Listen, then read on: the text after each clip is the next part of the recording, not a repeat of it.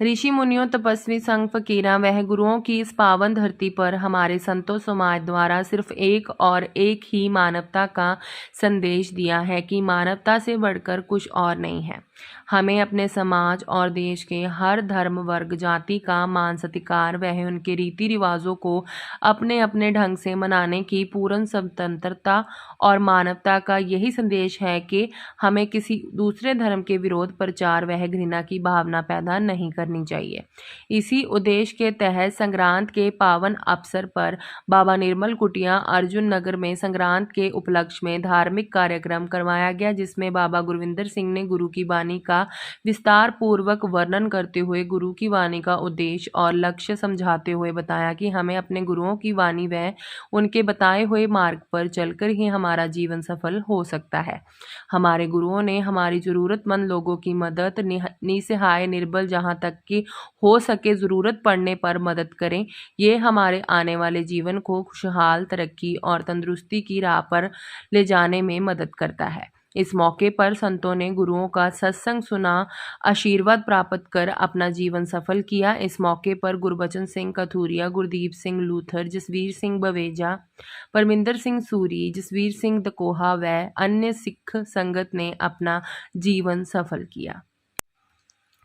Live Punjab news से सुरिंदर रंदेव की खास रिपोर्ट। ਅਤੇ ਪੁਰਸ਼ ਨੂੰ ਔਰਤ ਹੀ ਮੰਨਿਆ ਜਾਂਦਾ ਹੈ। ਅਸੀਂ ਜੀਵ ਰੂਪ ਇਸਤਰੀਆਂ ਹਾਂ ਉਸ ਪ੍ਰਭੂ ਪਰਮਾਤਮਾ ਦੀਆਂ। ਉਹ ਸਾਡਾ ਖਸਮ ਹੈ ਪ੍ਰਭੂ ਪਰਮਾਤਮਾ। ਤੇ ਸਤਿਗੁਰੂ ਜੀ ਕਹਿੰਦੇ ਇਸਤਰੀਆਂ ਸੋਹਣੀਆਂ ਲੱਗਦੀਆਂ ਨੇ, ਸੁਭਾਏਮਾਨ ਲੱਗਦੀਆਂ ਨੇ, ਜਿਹੜੀਆਂ ਆਪਣੇ ਉਸ ਹਰੀ ਪ੍ਰਭੂ ਪਰਮਾਤਮਾ ਦੇ ਨਾਲ ਬੈਠਦੀਆਂ ਨੇ। ਤਿਨਕੀ ਸ਼ੋਭਾ ਕਿਆ ਗਣੀ ਜੇ ਸਾਹਿਬ ਮੇਲੜੀਆ।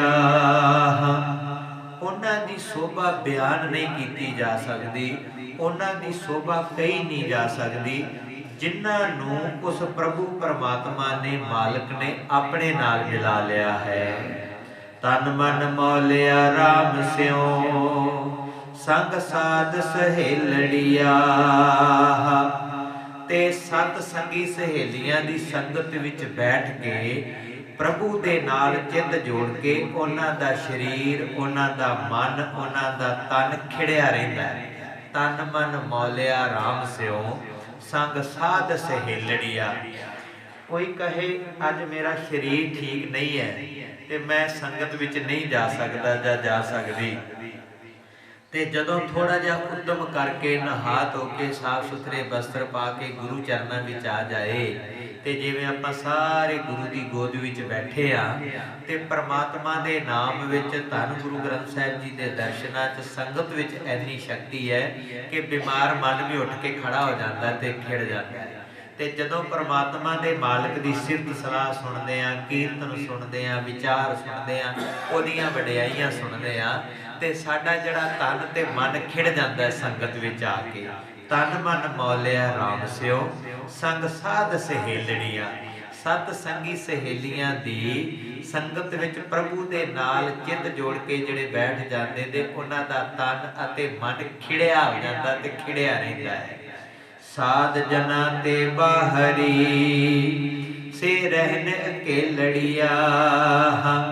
ਤੇ ਪਰ ਜਿਹੜੀਆਂ ਜੀਵ ਰੂਪ ਇਸਤਰੀਆਂ ਸਤ ਸੰਗੀਆਂ ਦੀ ਸੰਗਤ ਤੋਂ ਵਾਂਝੀਆਂ ਰਹਿ ਜਾਂਦੀਆਂ ਨੇ, ਜਿਹੜੇ ਭਾਵ ਸੰਗਤ ਵਿੱਚ ਨਹੀਂ ਆਉਂਦੇ, ਤੇ ਉਹ ਇਕੱਲੇ ਰਹਿ ਜਾਂਦੇ ਨੇ। ਜਿਵੇਂ ਰਹਿਣ ਅਕੇਲੜੀਆਂ, ਜਿੱਦਾਂ ਆਸਾ ਦੀ ਵਾਰ ਵਿੱਚ ਇੱਕ ਸ਼ਬਦ ਆਉਂਦਾ ਨਾ, ਛੁੱਟੇ ਤਿਲ ਬਵਾੜ ਜਿਉ, ਛੁੱਟੇ ਤਿਲ ਬਵਾੜ ਜਿਉ। ਜਿਵੇਂ ਖੇਤ ਦੇ ਵਿੱਚ ਕਿਸਾਨ ਖੇਤੀ ਕਰਦਾ ਹੈ ਤੇ ਉਹ ਫਸਲ ਵੱਢਦਾ ਹੈ, ਤੇ ਜਿਨ੍ਹਾਂ ਦੇ ਵਿੱਚ ਸੁਆਹ ਆਉਂਦੀ ਹੈ ਉਹ ਇਕੱਲੇ ਛੱਡ ਲੈਂਦਾ ਹੈ। ਤੇ ਮੈਂ ਅੱਗੇ ਵੀ ਬਿਆਨ ਕੀਤਾ, ਜਦੋਂ ਅਸੀਂ ਛੋਟੇ ਹੁੰਦੇ ਸੀ ਨਹੀਂ ਪਤਾ ਹੁੰਦਾ ਸੀ, ਕਹਿਣਾ ਵੀ ਜਦੋਂ ਉਹ ਦਾਤੀ ਨਾਲ ਸਾਰੀ ਫਸਲ ਵੱਢਦਾ ਹੈ ਤੇ ਉਹ ਇਕੱਲਾ ਬੂਟਾ ਕਿਉਂ ਖੜਾ ਰਹਿ ਜਾਂਦਾ ਹੈ। ਜਦੋਂ ਬਾਣੀ ਪੜ੍ਹੀ ਤੇ ਉਹਦੇ ਵਿੱਚ ਲਿਖਿਆ ਫਲੀਏ ਫੁੱਲੀਏ ਬੱਬੜੇ ਭੀ ਧਨ ਵਿੱਚ ਸੁਆਹ। ਭਈ ਉਹਨੂੰ ਪਾਣੀ, ਖਾਦ, ਸਾਰਾ ਕੁਝ ਕਿਸਾਨ ਉਨਾ ਹੀ ਦਿੰਦਾ ਹੈ, ਪਰ ਉਹਦੇ ਵਿੱਚ ਕਣਕ ਦਾ ਫਲ ਨਹੀਂ ਹੁੰਦਾ, ਬੀਜ ਨਹੀਂ ਹੁੰਦੇ, ਦਾਣੇ ਨਹੀਂ ਹੁੰਦੇ, ਉਹਦੇ 'ਚ ਸਵਾਹ ਪੈਦਾ ਹੁੰਦੀ ਹੈ। ਤੇ ਉਹਨੂੰ ਪਤਾ ਹੁੰਦਾ ਹੈ ਮੇਰੇ ਕਿਸੇ ਕੰਮ ਦਾ ਨਹੀਂ, ਸਵਾਹ ਹੈ, ਉਹ ਸਾਰੇ ਵੱਢ ਲੈਂਦਾ ਤੇ ਉਹ ਇੱਕ ਇੱਕ ਜਿਹੜਾ ਛੁੱਟਾ ਰਹਿੰਦਾ ਹੈ।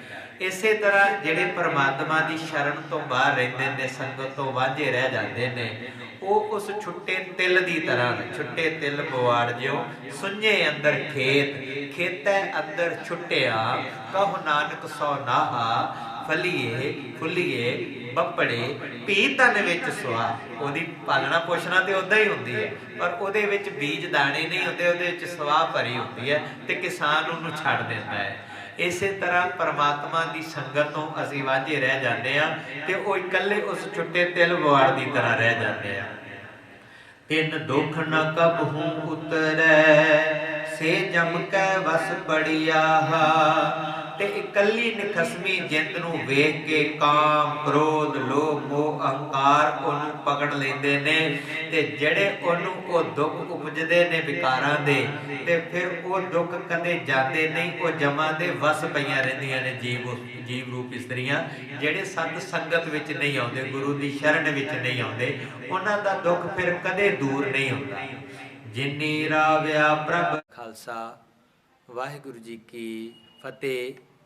ਅੱਜ ਨਿਰਮਲ ਕੁਟੀਆ ਸਥਾਨ ਮੁਹੱਲਾ Arjan Nagar Ladowali road, SD college road, Jalandhar ਵਿਖੇ ਮੱਘਰ ਦੀ ਸੰਗਰਾਂਦ ਦੇ ਦਿਹਾੜੇ ਨੂੰ ਮੁੱਖ ਰੱਖਦਿਆਂ ਗੁਰਮਤਿ ਸਮਾਗਮ ਕੀਤਾ ਗਿਆ।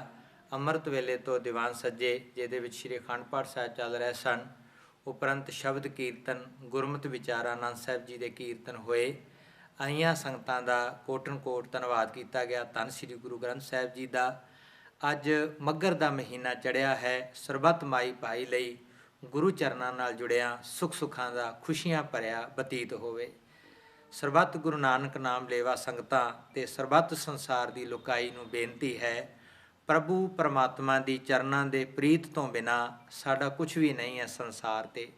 ਜਿਸ ਜਾਤੀ ਧਰਮ ਮਜ਼ਹਬ ਵਿੱਚ ਜਨਮ ਲਿਆ ਹੈ, ਸਦਾ ਉਸ ਪ੍ਰਭੂ ਪਰਮਾਤਮਾ ਨਾਲ ਜੁੜੇ ਰਹਿਣਾ।